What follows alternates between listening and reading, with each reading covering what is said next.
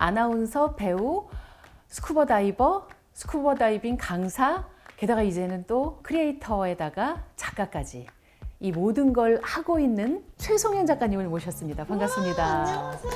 드디어 오셨네요. 반갑습니다. 맑음 여러분 안녕. 저도 맑음이에요. 너무 감사합니다. 고맙습니다. 사실 이제 우리 둘의 인연부터 얘기를 시작해야 될 것 맞아요. 같아서 예, 우리가 몇 년도에 만나고 안 만난 거예요? 2006년. 거의 한 20년 가까이 됐네요. 18년? 네. 제가 와. 2006년 입사인데 선배님이 이미 그때 회사 나가셔서 맞아요. 프리랜서셨는데 늘 새로운 신입 사원들을 꼭 밥을 사주신다고 네. 들었었어요. 그래서 저희 동기들도 그때 만났었는데 저는 선배님 그날이 너무 저한테 생생해요.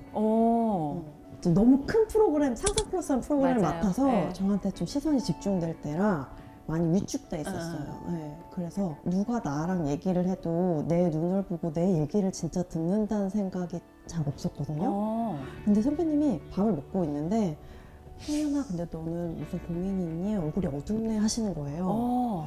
나 진짜 눈물 날 것 같아. 그래서 원래는 제가 선배님들 너무 어려워해서 그러면 아니에요 이렇게 했을 텐데 뭔가 그게 되게 진심이라고 생각이 됐나 봐요. 그래서 저도 모르게 이제 얘기를 한 거죠. 선배님 저한테 추락하는 비행기 탄 거래요. 이런 말을 했는데 선배님이 나 추락한다고 해도 비행기야. 그 비행기 한 번도 못 타본 사람이 얼마나 많은지 아니? 하면서 그런 얘기 너무 용기 잃지 말고 잘하고 있어 했는데 그 말씀이 제가 방송 생활하는 지난 18년 동안 되게 힘들 때마다 저를 많이 이렇게 붙잡아 주셨던. 어머. 네, 그럼 그랬구나. 네. 그래서 이제 너무 뵙고 싶었는데 이제 제가 1년만 하고 회사를 그만뒀잖아요. 그래가지고 이제 연락 드리기도 좀 어렵기도 하고 이제 막 라디오 들으면서 막 응원하고 그렇지만 이게 되게 어려웠는데 또 주책이야. 책을 딱 내게 됐는데 선배님이 이제 책 리뷰도 하시고 하니까 이 기회로 연락을 드려볼까 되게 용기를 냈는데 너무 흔쾌히 기쁘게 나오라고 받아주셔가지고 오늘 저는 사실 뭐 책 이야기고 책 이야기지만 사심 채우러 선배님 뵈러 나왔습니다. 정말 잘하셨습니다. 네. 고맙습니다. 나는 그때 좀 기억이 나는 건 이 동기가 워낙 대단한 동기여서 뭐 현재 최고의 스타인 전현무 아나운서부터 뭐 오정현 아나운서 또 이재 아나운서 그 동기이기 때문에 다른 친구들은 막 선배님 막 이렇게 하는데 약간 한 발 뒤로 물러나 있었는데 내가 왜 그랬는지를 이 책을 보니까 알겠더라고요. 13개월 만에 이제 지금으로 치면 그 좋은 직장을 그만뒀을 때 그 주변 분들의 반응 이런 것도 여기 다 나와 있고 왜 그랬는지는 난 알겠더라고. 네. 아나운서실이 선배님 정말 거대하잖아요. 제가 있을 때 한 서울에만 90분? 뭐 이렇게 100분 있었어요. 가까이. 네. 저는 제일 막내고 잘 보이고 싶었어요. 선배님들한테 사랑받고 싶었는데 이게 뭔가 제 마음과 다르게 큰 프로그램 맡고 언론의 주목을 받고 하다 보니까 제가 뭔가 잘못을 한 것 같은 느낌을 많이 받았어요. 그래서 저는 그때 너무 순진해가지고 프로그램 전에 보도자료가 나가잖아요. 근데 저는 제가 뭘 말을 잘못해서 기사가 난다고 생각을 한 거예요. 그래서 너 오늘도 방송 끝나고 나와서 너에 대한 그런 기사가 안 나오는 게 좋을 것 같다 이런 조언을 받으면 이제 방송에 들어가서 할 말이 딱 생각나도 이 말 해서 기사 나면 어떡하지? 약간 이런 마음을 갖게 되면 이제 예능은 너무 이게 흐름이 빠르다 보니까 쟤한테 그런 애들이 말 걸지 마. 막 이런 비난 섞인 게 오고 이러니까 난 방송도 잘 못하는 것 같고 미움받는 것 같고 되게 내가 어쩔 줄을 몰라 했던 시간이었어요. 내가 하고 싶은 일을 하고 있지만 뭔가 이 안에서 내 능력이 이만큼이면 이걸 이렇게 축소하거나 다른 길로 보여줘야 된다는 게 저한테는 좀 어려운 일이었던 것 같아요. 정말 말하는 게 너무 고역이고 다른 사람들하고 지속적으로 나를 표현하는 게 너무 힘든 일이었다는 걸 보고 얼마나 힘들었을까 이 친구가. 내가 좀 알았더라면 조금 더 도와줄 수도 있었을 텐데. 왜냐면 아나운서는 늘 나를 표현해야 되고 늘 다른 사람들 앞에서 말을 해야 되는데 그거 자체가 얼마나 힘들었을까 싶어서 마음이 짠하더라고. 너무 옛날 얘기지만. 맞아요. 옛날 얘기지만 제가 해외로 유학 간다는 소문도 있었고 재벌 갈 시간다는 얘기도 있었고 외교만 들어오는 데서 막 사람들이 말씀 많이 하셨는데 그냥 제 내면이 너무 힘들어서요 라는 얘기를 하기에는 이제 어려운 상황이었기 때문에 그렇게 해서 정리를 하게 됐었죠. 그러게. 네. 그러고서 배우로 드라마에 나와서 우린 또 깜짝 놀랐지. 아, 네. 그래서 운이 되게 좋았던 것 같아요. 근데 아는 분은 아시겠지만 아나운서랑 배우는 되게 카메라 앞에서 일을 한다는 것만 똑같고 완전히 너무 다른. 다르잖아요. 저 첫 작품 찍을 때는 연기하고 모니터 보면 제가 막 화면에 잘려 있고 막 그랬어요. 어느 앵글 안에서 움직여야 되는지조차 개념이 없고 막 그럴 때여서 그 첫 데뷔작이 인사동 스캔들이라는 영화였는데 거기에 지금 대배우이신 마동석 배우와 오정세 배우가 저랑 같이 자란 그런 오빠들로 나와요. 완전 친남매보다 더 친한? 다 같이 그룹샷으로 이렇게 걸어가면 컷 하고 이제 영화는 한 컷마다 보잖아요, 모니터를. 근데 제가 없어요. 그럼 이제 감독님은 자 다음 컷 이렇게 준비하려고 하는데 그럼 이제 그 두 오빠 중에 한 명이 감독님 저 좀 한 번 다시 하고 싶은데요 하고서는 저 데리고 가가지고 소연아 이쪽으로 더 붙어야 돼 막 이런 거를 해주셨어요. 그래서 그때 나도 꼭 선배가 돼서 내가 누군가를 챙길 수 있는 위치가 되면 꼭 그렇게 해줘야지. 이금희 선배님처럼 그 오빠들처럼 그런 마음을 갖게 해준 따뜻한 사람들이 인생 곳곳에 있었다는 거 그게 되게 감사한 일인 것 같아요. 그러니까 그 두 분이 왜 대배우가 됐는지를 알겠더라고요. 맞아요, 보니까. 맞아요. 진짜 내가 다 고맙더라고. 네. 우리 송현이를 그렇게 챙겨주셨구나 감사합니다. 싶어가지고. 그리고 나서 이제 다이버의 세계에 뛰어든 것도 정말 무슨 특별한 이유가 있어서가 아니라 네. 내 주변에 아무도 이걸 해본 사람이 없어. 네, 뭔가 남이 하는 거 하면 또 따라하는 느낌 또 싫어하거든요. 그러니까. 그래서 아무도 안 하고 있는데 제가 드라마를 찍을 때 그냥 현장에서 만나던 스태프 중에 한 분이 스쿠버 다이빙이라는 이 스포츠가 되게 재밌고 힐링이 된다. 나중에 시간 되면 해봐. 했던 거를 몇 년 전에 들었던 걸 생각하고 있었는데 제가 2012년도에 드라마를 했어요, 선배님. 근데 이게 6개월짜리 장기 드라마였는데 올림픽이 딱 개최되면서 그 방송이 딱 그 올림픽 특별 프로그램 하는 띠 라인에 딱 겹쳐가지고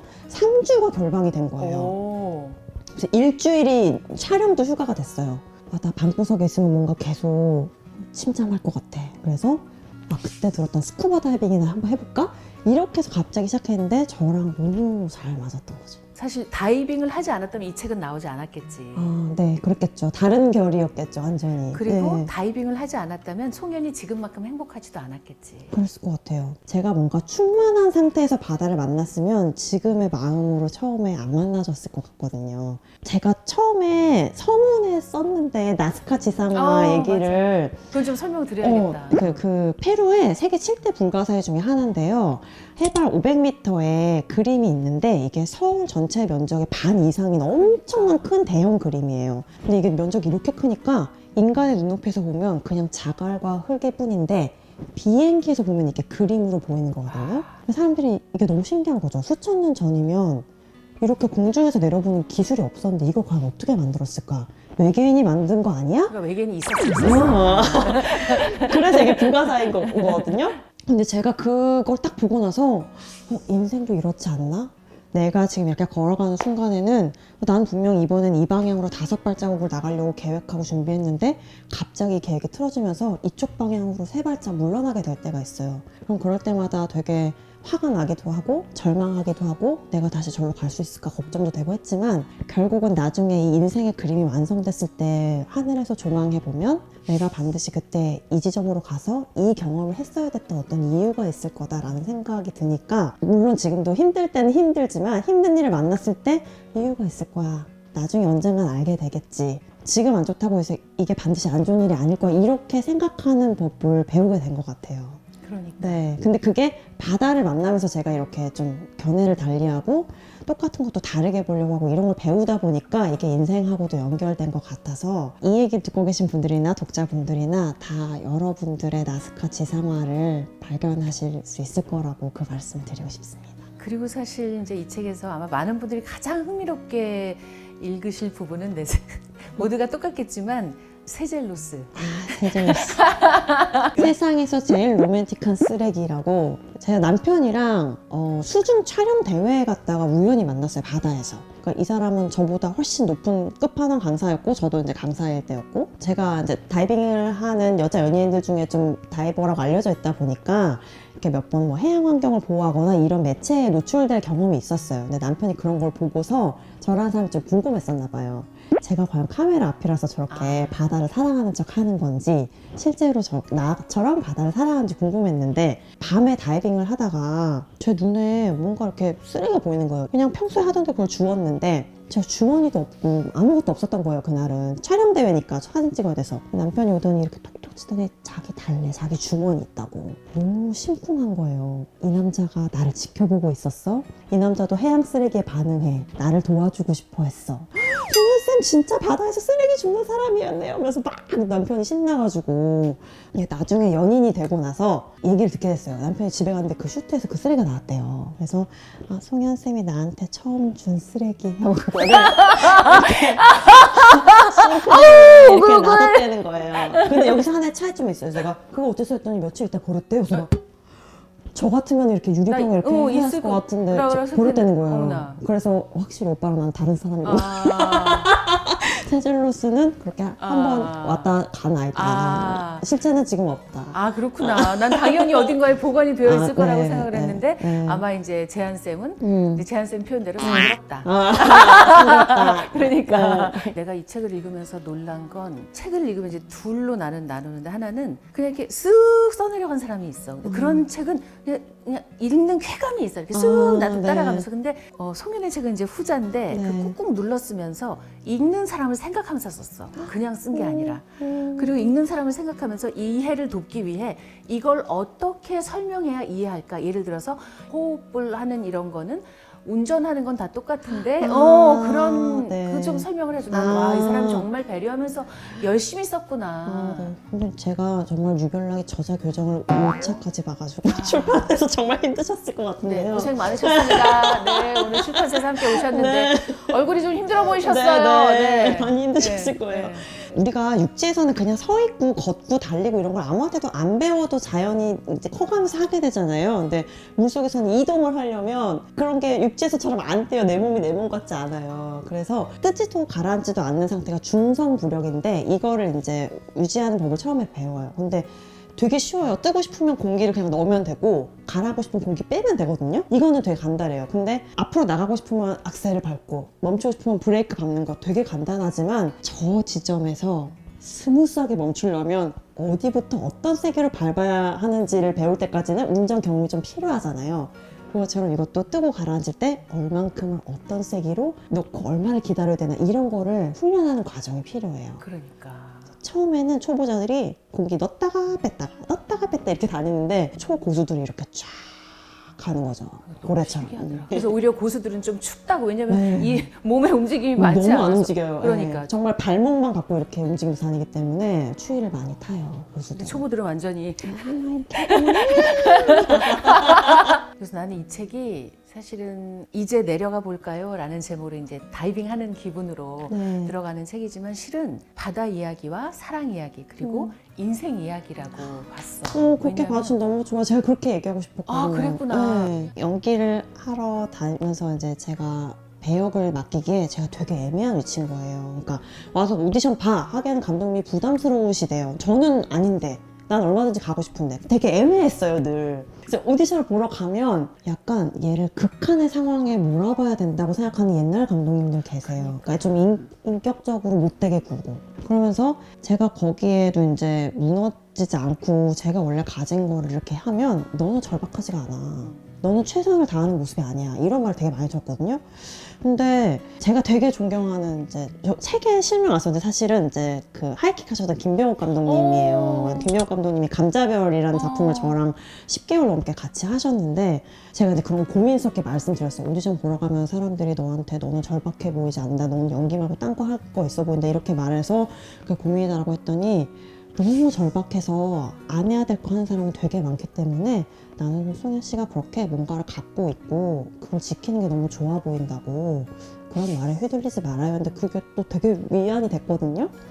그래서 약간 타인이 정도를 지키면서 가는 모습을 너는 절박하지 않아 라고 좀 폄하하는 사람들 앞에서 아니 나는 내가 갖고 있는 이걸 지킬 거야. 내 주변 사람 안 다치게 하고 나도 내 정도로 갈 거야. 그렇지만 정말 위급한 상황에는 나도 내 거 다 던지고 할 수 있어. 하지만 그게 아무 때나 주머니에서 꺼내 쓰듯이 그렇게는 안 할 거야. 다이빙하면서 선생님 제가 그런 인생을 많이 배웠어요. 그러니까. 네. 그런 의미에서 나는 송현의 첫 책이지, 이제 송현을 작가로 만들어준 이 책이 지금 이 호흡이 나의 호흡이 맞나? 지금 가는 이 길이 내 길이 맞나? 라고 생각하는 분들에게 버디가 되어줄 책이라고 감히 너무 권해드리고 멋지네요. 선배님 싶습니다. 너무 멋있어요. 정말. 감사합니다. 그래서 꼭 읽어보셨으면 좋겠고, 음. 사실 이제 항상 내가 책의 한 부분을 이제 마지막으로 읽어드리는데 나는 송현이 제일 마음에 드는 구절을 직접 읽어드려도 좋을 것 같다. 우리 말구미 여러분께. 뭐 어디 할까요? 어디든 좋아. 길게 해도 좋고. 모든 이의 인생에는 나스카 지상화가 있다. 아직 비행기를 타고 그림 전체를 바라보지 못했을 뿐 우리 모두는 결국 신비롭고 거대한 하나의 완성된 그림을 그려나가고 있다고 믿는다. 이 책은 바다 그리고 스쿠버 다이빙으로 그려온 내 인생의 나스카 지상화이며 통제할 수 없이 그저 흘러가기만 하는 것처럼 보이는 삶을 불안해했던 나와 닮은 분들에게 보내는 위로와 응원이다. 한 페이지 한 페이지 물길 따라 흘러가듯이 책장을 넘기는 가운데 어느 순간 여러분 또한 자신의 삶이 그려내는 이 불가사의하고도 아름다운 그림을 조망할 수 있기를 소망한다. 감사합니다. 감사합니다. 네, 여러분 이제 내려가 볼까요? 예, 많이 함께 내려가 보시기 바랍니다. 고맙습니다. 감사합니다.